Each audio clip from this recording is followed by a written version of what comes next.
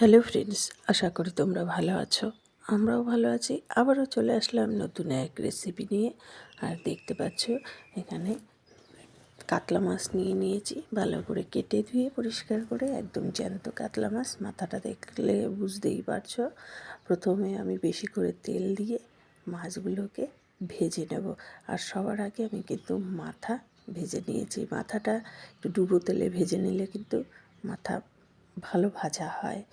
এবার এক এক করে সব মাছগুলোকে আমি ভেজে নেব। আর এই জ্যান্ত কাতলা আজকে আমি রান্না করব কাতলা আলুর তেল ঝাল।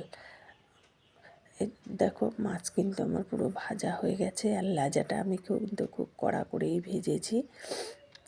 আর এইদিকে আরেকটা কড়াইতে তেল দিয়ে দিয়েছি। এবার আলুটাকে আমি ভেজে নেব।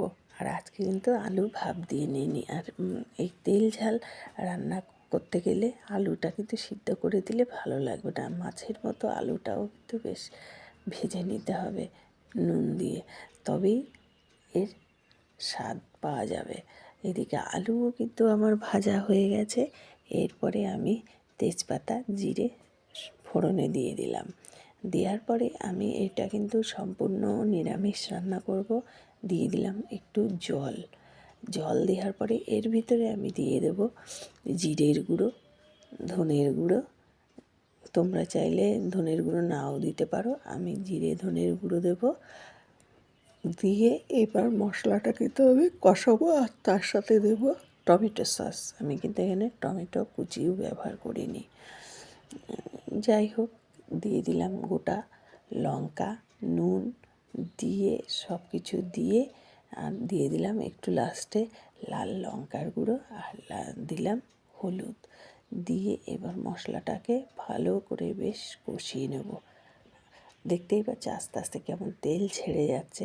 আর তেল ঝাল তো, ওই জন্য তেল ঝালে পেঁয়াজ রসুন দিলে ঠিক ভালো লাগবে না। এবার আমি দেখো আলুটা ভেজে রেখেছিলাম না, সেটা কিন্তু আমি দিয়ে দিলাম। দিয়ে এবার মশলার সাথে ভালো করে কষিয়ে নেব। আর দেখো কি সুন্দর কষানো হয়ে গেছে, আর কালারটা কত সুন্দর এসছে। আর তেল ঝালের একটু বেশ লাল লাল ভাব থাকে, তবে কিন্তু বেশ ভালো লাগে। এবার আমি গরম জল দিয়ে দিলাম।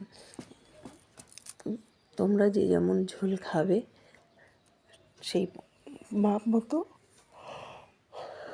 জলটা দেবে। আমি যেহেতু তেল ঝাল বানাবো, তার জন্য কিন্তু আমি জলটা একটু কম দিয়েছি। আর মাছগুলো দেখতে পাচ্ছ ভালো করে কিন্তু বেশ ভেজে নিয়েছি। তোমরা চাইলে এর থেকেও একটু কম ভাজতে পারো। এইদিকে আমার কিন্তু তেল ঝাল দেখো মাখা মাখা রেডি হয়ে গেছে। এবার আমি নামিয়ে নেব। আর তার আগে তোমাদের বলি, আর আমার চ্যানেলটি যদি তোমাদের ভালো লেগে থাকে, আমাকে লাইক শেয়ার কমেন্ট ও সাবস্ক্রাইব করে দিও। আর বেশি বেশি করে শেয়ার করে দিও। তাহলে আজকের মতো রাখি বন্ধু।